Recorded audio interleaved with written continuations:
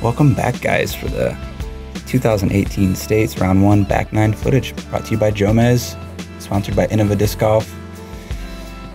Myself, Bradley Williams, and Paul Ulibarri, Team Cactusberry. Yeah, man, we're excited to bring you the back 9. Front 9, if you didn't catch it, went really well. Has myself at 5 under, Garrett at 5 under, Trevor 3, you at 2. So this back 9 we'll probably see you guys try to do a little push, and me and Garrett will try to maintain our good scores. Yeah, I know for sure that I'm thinking, I need to get a few birdies here to catch up. Hole 10, par 4, 600 feet. I really like this hole. Yeah, I feel like this ended up playing very well. OB on the left side, as you'll be able to see in a second. And I guess the traditional play is if you have a big enough sidearm to just get around this tree, if you can throw over the entire forest, you do what Garrett just did. Yeah, this hole affords you to take as many options as you'd like. On the first shot, everybody's really trying to get to the same spot, though. Right, just a left to right shot that lands kind of in an area to where you'll have a gap over out of bounds green and OB deep of the basket. There's actually a lot of out of bounds on this hole. And you probably can't see right now, but the wind's coming right to left, probably 10, 12 miles an hour. Yeah, anything that gets past this tree right there that Trevor's kind of going inside of, I think he was trying to play roller. Yeah, you think it was not a thrower, but a real roller? He was throwing that flippy disc. I don't know. It's confusing because it rolled when he wasn't trying to roll it that one time. Well, I know that I am taking a roller here. Yeah, and this is just an absolute perfect shot. So this is a Star Roadrunner. You guys out there that want a 400-foot and in roller shot disc? Yeah, that was good. And all you have to do is have a Roadrunner to do it. And Trevor playing a super stable disc out wide. I think he thought that he was going to have a little more angle on that and skip it around, but left it a little wide with that left to right. Yeah, there could have been a lull right there in the wind where he didn't get as much help. And this is exactly what I wanted. I wanted to be able to play this sidearm over the green and kind of let it filter with that wind. Yeah, so this is how Paul played this hole all throughout practice. Right. Giving himself a nice, clean look for birdie. And I'm guessing you're throwing just Nova right here over the green, just letting it filter. It looked like it had a chance to go in for a second, but ended up just, settling perfectly. Yeah, standard 225-foot putter shot. And I noticed Garrett throwing the shot, and I thought this was perfect, and he catches that little sand bunker. And it just takes him out of a higher percentage birdie range. But he's still 30 feet. He's got it. Ooh, strong bid from Trevor. Yep. And he moved my disc further. Yeah, you're further out now. Yeah. Garrett puts it up, and that was a good bid. It was, but as you can see, the flag stopped moving, and the tailwind kind of stopped. I think he thought he made that. It was a good headwind putt for you. Yeah, I mean, those definitely aren't, gimmies, and I was happy to make that one. Oh, Trevor, just a little high on the Mach X. And with that headwind, it's really tough for that to stay in because the rim's so shallow compared to the chain ratio. He's just going to fall in 50-50 out more times than not make it.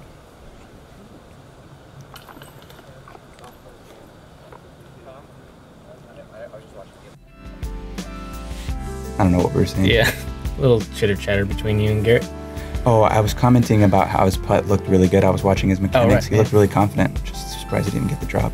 I think he putted it exactly how he wanted, and it just didn't go in. Hole 11, 420 feet, pro par 3, OB left, OB right, OB long. Yeah. And we had a face one, didn't we? Yeah, this was a pretty, you can see the branches to the right, they're moving pretty good. I'm throwing a pretty stable D2 here, one of the most stable D2s I've actually ever had, and I actually got it to fly. The moment Paul released this, it was locked in for the basket. It was incredible. Oh, yes, and I get You get a kind of a FollowFlight? Yeah. Replay? Let's go. That's yeah, well with played. a really soft landing too right there. It dug nice. So here I'm taking a Star Destroyer, and I'm not really sure what the wind's gonna do to it, so I play a little higher, and that was too high. Now there is OB to the left, but it looked, yeah. So you just barely stayed in. I'm happy with that. Here's Garrett playing about the same height as you did, maybe a little higher. He's able to keep the nose down and get forward penetration. And there is OB down there, and it looks like he hit the flag. We'll have to see, yeah. Now here's Trevor taking him the same route that I took, and wind gets it. Yeah, and that was actually a good tree. He was heading straight out of bounds, and that actually saved him to be in bounds. And then, you know, with that right to left wind, it looked like he let that one leak a little bit, and that's also going to be close to the out of bounds. Yeah, a few of his up shots have been high hyzers with the putters today. Were you trying to make this? Oh, yeah. Yeah. Get the nose up, hang it out right. It's honestly, when you have that right to left wind and kind of headwind, it actually helps you kind of on those long bids with, like, you can play a softer putt in, and it gives you a better chance to make it. And there's another great putt by Trevor, and he actually saves par. Yeah. And Garrett was actually safe, so he caught a really good break, and then he really took his time on this putt. Yeah, you can see the little limbs that he had to put under. And that was it looked routine, but it was everything but. It was a really great putt. Yeah, and to not drop a stroke to Paul, that was good composure by Garrett. Well played by both of them. Hole 12, par 3, 425 feet, 130 meters. This is out of bounds to the right. You can see that line and that path, and then pretty much you can do whatever you want left. And slightly uphill. When I stepped up to the tee pad, I was really confused with what the wind was doing. And so I wasn't sure if I wanted to play up the right side or straight at it with a flippier disc. So you can see the flag here isn't moving, but we had just came off a right to left, or heading right to left, which should be, I think it's blocked by this tree line here. So there is wind out there, but we just couldn't figure out what it was doing. So Garrett took advantage and played it how you would traditionally see someone play it, yank over a stable disc, and then there you go. Air bounce, sandy grave. Super bad break. Super bad break, because that should have been parked. That was a Firebird. So after seeing that, you didn't know what to do. You saw my shot just flail like not even close, and then you saw Garrett's get completely smashed by the wind. Yeah, I clubbed down to fairway class and just hoped for a straight flight. I feel like every single person on the card was just terrified. Yeah, after we see Garrett. Yeah. I was terrified to begin with because I didn't know what it was doing, and then Garrett went and he got completely destroyed by the wind, and then it looked like you guys were just like, I'm not dealing with it. Yeah, we're out. Par for us. Here's Garrett with his Sonic, and yeah, that's pretty much all you can do from that distance. Yeah, it was unfortunate to take a bogey with a great throw. Pretty much routine from that distance for us. Not really trying to make it. No. Just get close and move on. Yeah, I pretty much conceded the hole on the tee. Trevor goes for it, though. Gives it a good bid. Yep. Kind of stepped on his mini. Ooh, football. None of us really saw it, though.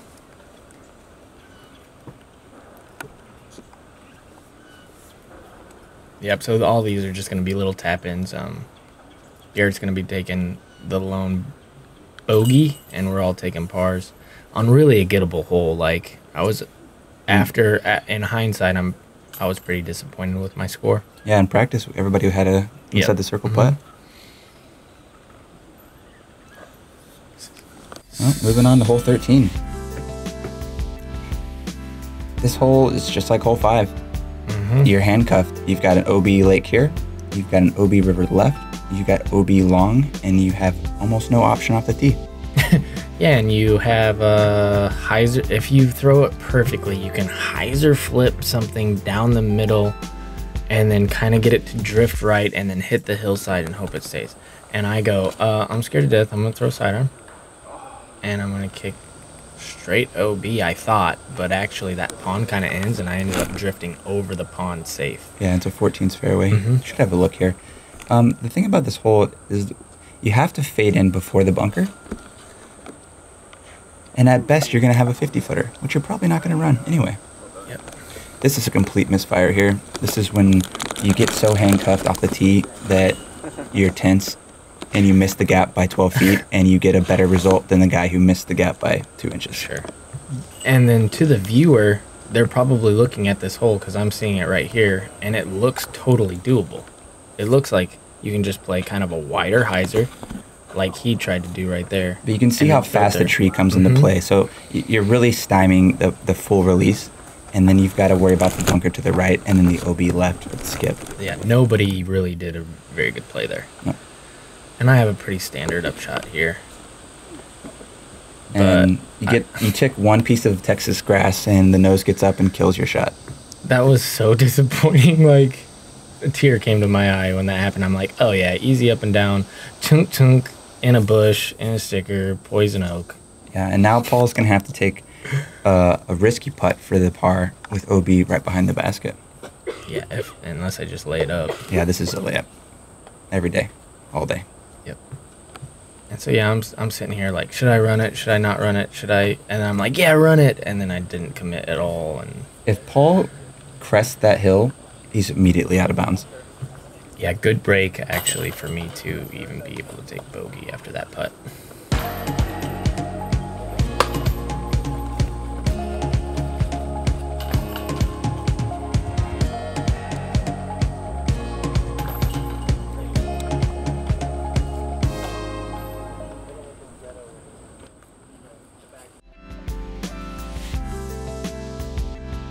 Hole 14, par 3, 363 feet. And this one... There's two options here, isn't there? Yeah, there's like a hyzer option, and then there's a left kind of flex straight shot option. And again, the course designer put this tree kind of right in your way to where it's like, it really makes the tee shot difficult, you know? Yeah, this is a really good par 3. So if you want to get halfway down the fairway before hitting a tree, you play the right gap. And if you want to challenge a tree right away, you take the left gap. So it's pick your own battle really at this point. And what Brad did right there is just textbook, like, well, perfect speed control, perfect angle, everything was really great. And Trevor plays down that hyzer gap that we were talking about, and he executed that honestly perfect as well. So that gives you great indication of what we're trying to do on this hole. Yeah, so being behind on these guys, taking the left gap for me was a risk-reward option that I was willing to gamble with. And Trevor plays the low ground play, which gives him the great straight skip. Right, and Garrett misfires exactly like you were saying, and he kind of caught and kicked left. And I tried to go down the gap that Trevor did, and I misfired. So it'll show you how good their shots actually were. And I don't know what Garrett found over there because he was buried deep, but this is just an incredible shot from where he was. Garrett was in auto 4 territory, at best. Yeah, I still don't know what he did. And at this moment, I thought, wow, he just threw that one. Yeah, I thought I made it too, honestly. That was a fantastic touch shot right there, Paul. And Trevor just doing what Trevor does, making putts. Playing the course the way he's been practicing it and executing on the putting green. That's all you really could ask for. And this is just a good hole to get for both of you. I mean, we're trying to cling some strokes back from you guys, and just this is exactly what we need to move into hole 15. And Garrett with another solid putt. His putting stroke's been looking really good this year. I've really liked the speed that he's shown throughout the round.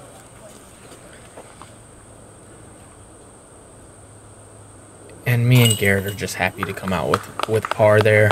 We were in no man's land, kind of, and it easily could have taken bogey, so. 2 birdies, 2 pars. Yep. Hole 15, 371-foot par 4. The play for right-handed players is a dump hyzer fairway mid-range. Yeah, anything that goes left off the tee into this hillside to the left right there, you can see that out of bounds is all on the right side for the initial tee shot, and you want to play into this hillside and use it as kind of a backstop. Mid-range, fast. Yeah, we're going rock and X3. You pulled it a little bit there, and that could have been really dangerous. Yeah, so with the right to left, I decided to play it wider And so when I got the carry from the wind, it would be in the center of the fairway instead of being here because I didn't want to throw a sidearm in that wind. And I thought I played it perfect. And you can get frisky and bite a little more off and get way down there for an easy upshot, which is exactly what Garrett is doing here. And he get you through can see that he's branch, just pounding through branches with the high-speed driver. Right. And so now, now he has 150 feet to the pin, and this is a really difficult par 4. It really is. So Paul's taking all the little branches out of the way, hitting the ground early. Just experience right there at that point. Yeah, I was just trying to get to that left side. That's all I was thinking, and hit the gap first, so then get left. From this lie here, you've got two options. You can play putter to the corner and just concede, and I decided to risk it. I was going to challenge the tree and just clipped limbs right there. Yeah, it was actually a pretty good shot, though. And Trevor, this is a scary shot because you have that OB to the right, and so he did what pretty much anybody's going to do and just try to play it to the left side, but now he has that 30-foot putt straight at the out of bounds. And Paul makes this look easy, but playing a putter sidearm shot laser straight like that's a lot of skill. And another sonic shot from Garrett, getting really rewarded for his tee shot, which he should have. So I'm giving this a run, trying to save my birdie. Come up a little short. I'm going to take a par here. And this is just so impressive because, like I said, it was a little breezy. The OB's right past the basket. He had to straddle putt. He's on the feature card with Jomez, and he's just knocking down putts. He's showing a lot of resiliency. Good birdie by Garrett. Yep. Tapping out for par. On we go, hole 16. Hole 16, par 4, 612 feet. Really no trouble off the tee. There's a little tree bush bunker on the right here, but it seems to me like the play is to throw as far as you can left and then have 150 to 200 feet in or 250 to 300 foot in, depending on how far you throw. You can also go roller for a super aggressive play and try to get some sort of look, 100 feet, 80 feet, something like that. Yeah, so you've got cart path left, cart path right that meets at the basket towards the end, but you get about 150 yards of fairway here. Like, that was a complete misfire, I feel like, by Trevor. He went way left, and he's still in bounds. And here's Garrett just unleashing a roller. If you throw as far as Garrett throws, then yes, that OB's in play on the left, but not if you have as much control as he does. Yeah, this looks like it's inside of 40 feet. Yeah, that was just... It got there so fast, too. That's 612 feet, everybody. Yeah, and he flew that 300 feet before it hit the ground. So then I'm up next, and I'm like, Oh, God, I don't want to throw that far. I'm going to throw 320 feet. And I could honestly say I'm in the same boat as Paul, so I'm like, well, I better throw a roller. The crowd's like, did he, mean to do that? I threw. I got, 2 claps. And that's a really good roller as well. You should have a pretty easy upshot from there. Even where Trevor is at, though, he misfired it a little bit left, but he should be able to play a semi-easy shot into the green.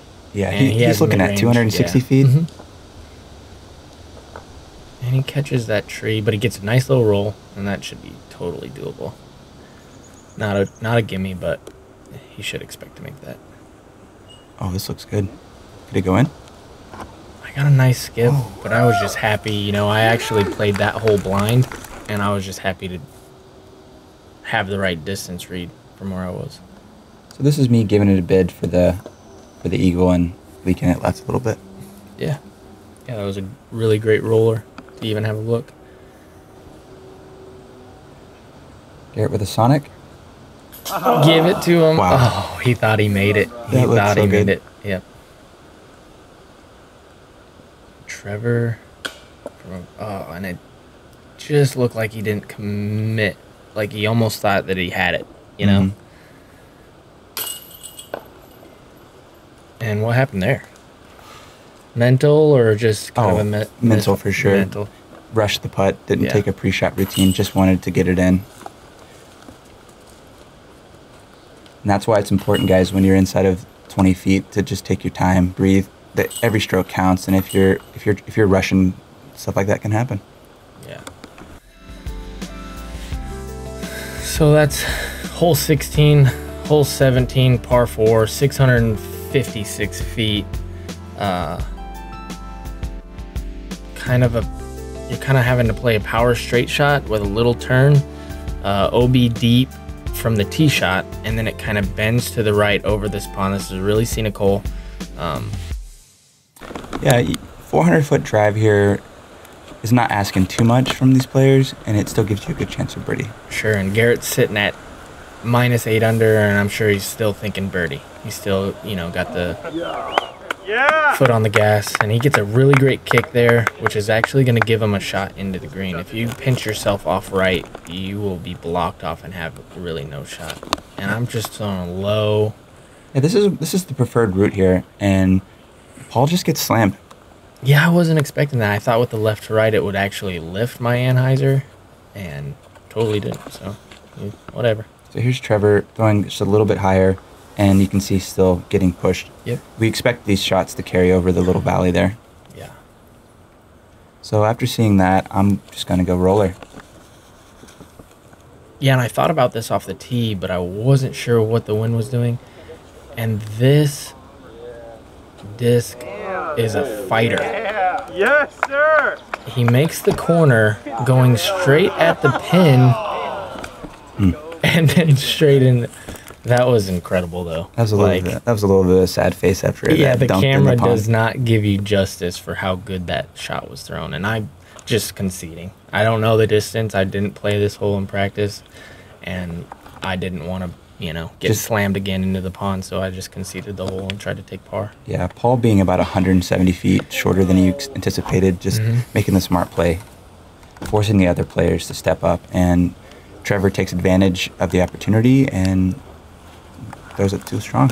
Yeah, just a little bit too hard and kind of leaks deep onto that OB green. He's going to be pretty disappointed. And out of Garrett's hand, I thought that this was going to get slammed into the pond, but he knows his disc, man. Stand still, Anheuser misses the branch, and with the wind coming down, it looked like a slam job and just puts it perfectly on the green. Right. And I misread the wind again. I tried to kind of give it a run, and it lifted me and pushed me a little deep. Now I'm going to have a tester. So we got about a 60-footer for par. Didn't hang it out right enough. Yeah, and you threw that 600 feet, that roller. Look at Trevor. Wow. I love the hold. Ready? He just leaves that hand like this. Look at him. That's just pure bliss. I mean, yeah. Yeah, was like it's Kobe. in your face. Nice putt there, Paul. Yeah, that was. I was feeling a little nervous on that one, so that was good to see that one go in. 27-foot putt into the face wind. You need those. Yeah, especially after laying up and being like, okay, I'll just take par, and then having a longer putt for par. And you're taking par from that incredible roller. And Garrett getting a little lucky on the tee shot. Incredible up and down, and capitalizing for the birdie. So we have Garrett at -8, myself -8, Bradley -4, Trevor -4, -3 possibly.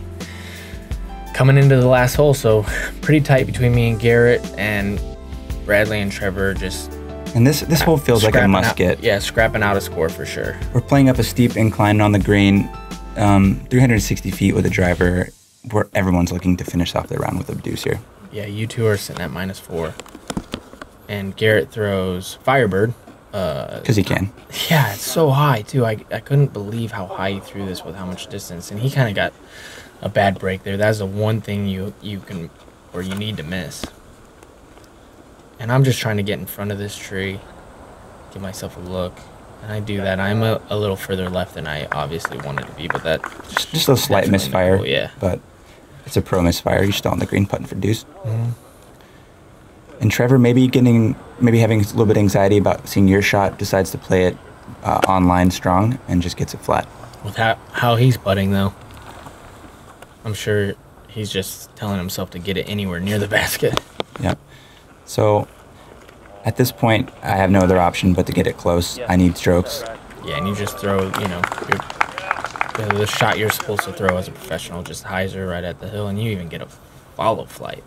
That's interesting. I guess because it was just so perfect. I guess it's because I throw perfect shots that I got a FollowFlight. And here's Trevor. Smart play. Yeah. He could have easily run that, and he just... Especially with how good he was putting. Yeah. And Garrett, it looks like he just didn't get the extension that he wanted. Yeah, going up the hill, leaked it left.